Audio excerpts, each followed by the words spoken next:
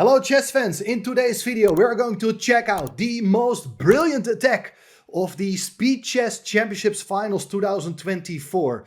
Magnus Carlsen managed to win that event in brilliant style, defeating Hans Niemann in the semi-finals, destroying Alireza Firouzja in the final.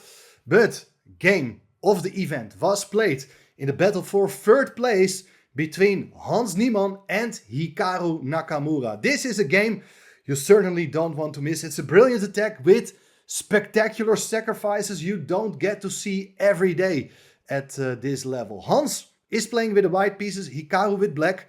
And make sure to subscribe to the channel if you would like to see more exciting games from this event and many other spectacular games. So here we go. Hans goes for the move 1e4, e5, knight f3, knight c6, bishop b5. And now Hikaru, apart from playing the Berlin sometimes, he goes for the move a6, main move. But after bishop a4, he goes for his pad line with the move bishop c5. And after castling kingside, he develops the knight not to the most logical square f6, but instead knight ge7. So the idea is that after the move c3, the knight wants to go to an even more active square g6, from where it defends the pawn on e5. Maybe later on the knight can also come to f4 on a good day. But this is modern chess. This is something which had a dubious reputation for a long period of time. But it has been played in a lot of Grandmaster games in the last 2 years. Now, after the moves d4, attacking the bishop goes back to a7. There are different ways of playing here for white. And earlier this year, for instance, in the candidates tournament against Jan Nepomniachtchi, Hikaru faced here the move bishop g5, very logical move.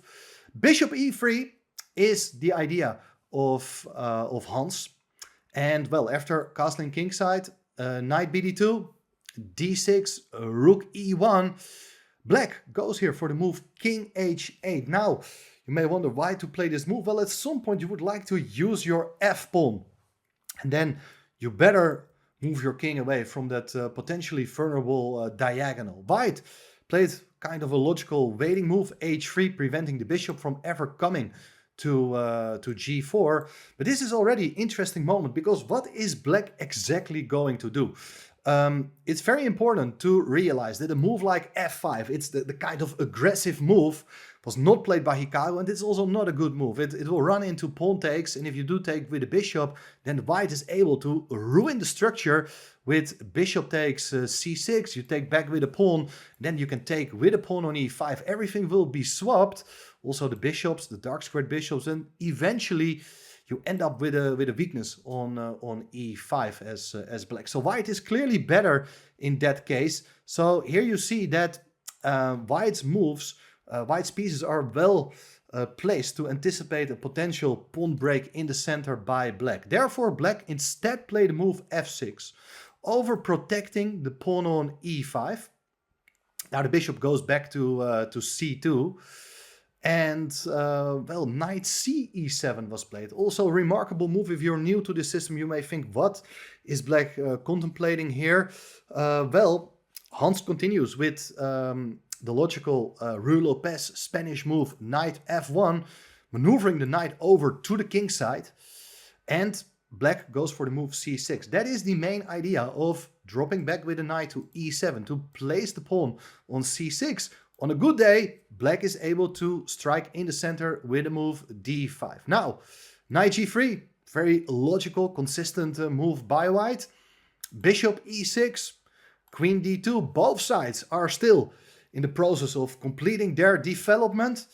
Queen c7, and here we are. Both sides have developed all their minor pieces, occupying the center. The rooks are connected with each other. So here is the moment where the middle game is starting. So what should white do? I mean, you can of course place the other rook in the center, like rook 81 would be a logical move, but Hans has a different idea. He wants to prove that that knight on g6 is actually quite vulnerable. And here he goes for the move h4.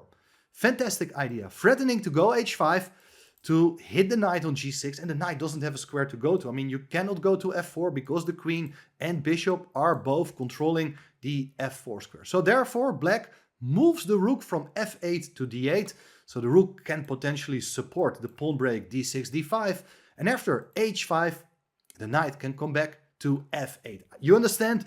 This is not the ideal square for the knight, but here black had to make some improvisation to avoid the loss of material. So black still rock solid, but the question is what is gonna happen. I mean, here white continued with the move knight h4. Interesting idea.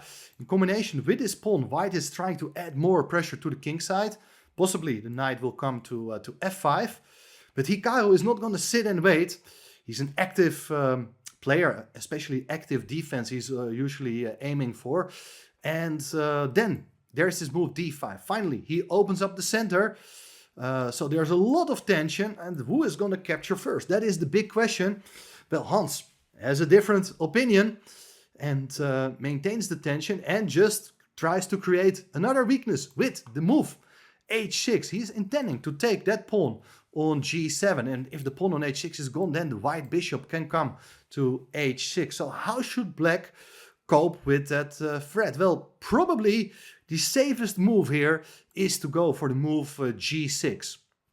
Looks like kind of a solid move, but in the long run, this pawn on h6 is pretty good. Imagine on a good day, this diagonal will be opened so that the queen, the white queen or bishop can come there. Then the king can get in trouble, and this pawn on h6, it will create mating threats later on. I mean, there are no mating threats now, but it's something white would like to work with in the future. What is exactly best, I'm not sure. Maybe white can come back with the pieces to the center, knight f3, rook 81, and so on. I do like white's prospects in that case. Anyway, let's see what happened in this blitz game, as instead of the move g6, Hikaru played now the move g5, super aggressive, attacking the knight on h4. And well, the big difference is, and this is active defense, is that now if the knight from h4 goes away, black can of course come back with a knight to g6, which is not possible when a black pawn is there. But Hans played here instantly this piece sacrifice number 1. Bishop takes g5, pawn takes, queen takes, 2 pawns for the piece, and more importantly, a huge mating threat on g7. Now black interfered here with the knight on g6. Looks like a logical move to parry the mating threat.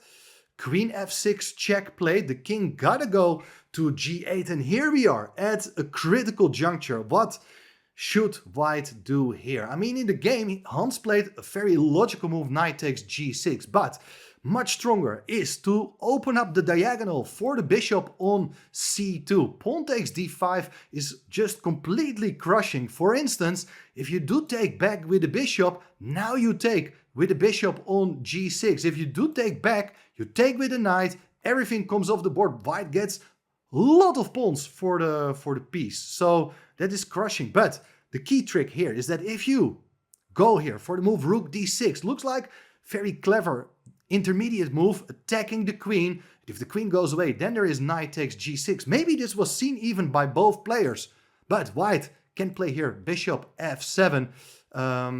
So this was a missed opportunity, this entire sequence of moves. Bishop f7, very good intermediate counter check. If you take with the bishop, then it's checkmate on g7. The queen no longer defends. While if you take with the queen on f7, well, then you take the rook. And if you look at the material, white is up an exchange with crushing mating attack. So that is what white could have done. Well, knight takes g6 was played first. Now, after pawn takes g6, there is pawn takes d5, bishop takes d5, and here the rook comes into e5. White is still a bishop down. He does have, of course, 3 pawns for it, so there's plenty of compensation, a lot to play for, and black needs to consolidate his position. And therefore, black, Hikaru Nakamura, goes for the move queen f7. If queens are coming off the board, black is still alive, but the queen comes to g5. And well, it has to be said that it's still very tricky position. With the other rook coming into the game, maybe rook e7, I'm fearing black's life here. And well, black should still try to aim for the exchange of queens here with something like knight h7. To get a knight involved, hitting the queen. If the queens are coming off the board, okay, you can get your rook to d6, hitting the bishop and the pawn on h6. It's still a game, but instead, a very logical idea, well, basically it's more or less the same idea as knight h7, knight e6 was played. Here you do centralize the knight, you're attacking the queen, but the next move played by Hans Niemann is certainly overlooked or underestimated by Hikaru. There is a second piece sacrifice. Rook takes e6, eliminating that very important defender. Black decided here to take with the queen.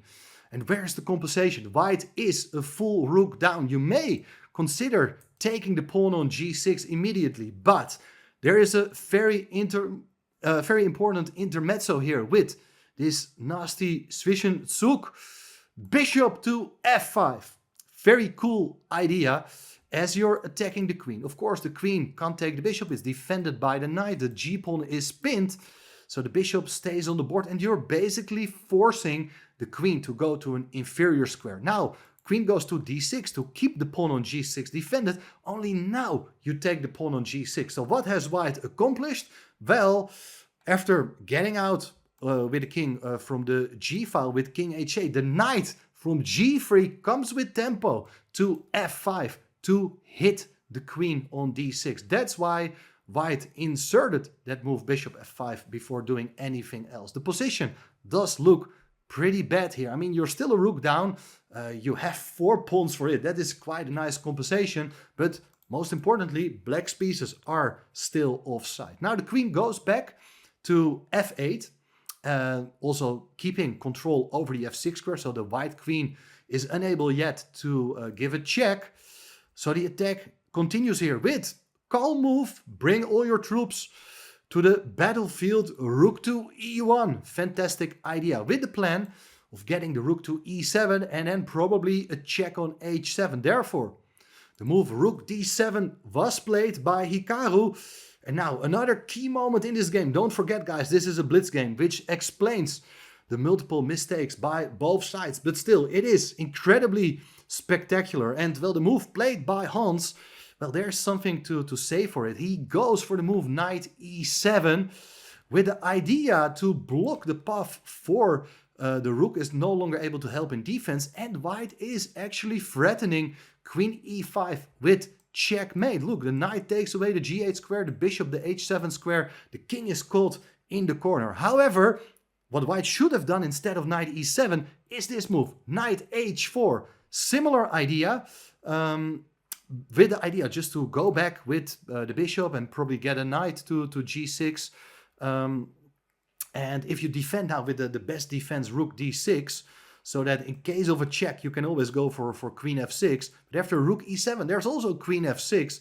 And you try to get rid of the defenders. Still, after rook h7, check, king g8, queen g3, does look pretty bad here. I mean, there should follow a devastating discovered check very soon. And that is just a crushing attack for white. However, let's check the game. After knight e7, how to defend here? I mean, missed opportunity. Rook d6 should have been played by Hikaru with ideas I have already mentioned. Like you can always block with a queen on f6. Even if you go away with a bishop to vacate the g6 square for a huge knight fork, well, in that case, there is queen takes h6. So rook d6, very important move to establish a better grip on the king side with a queen coming either to f6 or capturing the pawn on h6. Well, let's see what happened in the game after bishop to b8, covering the e5 square. Now, look at this. There is knight takes d5. This is a surprising move. That bishop seemed to be pretty useless. However, you really want to get your rook involved on the e-file. Now, after a rook takes a knight, now this is your turn to strike one more time. Can you see the killer move for white?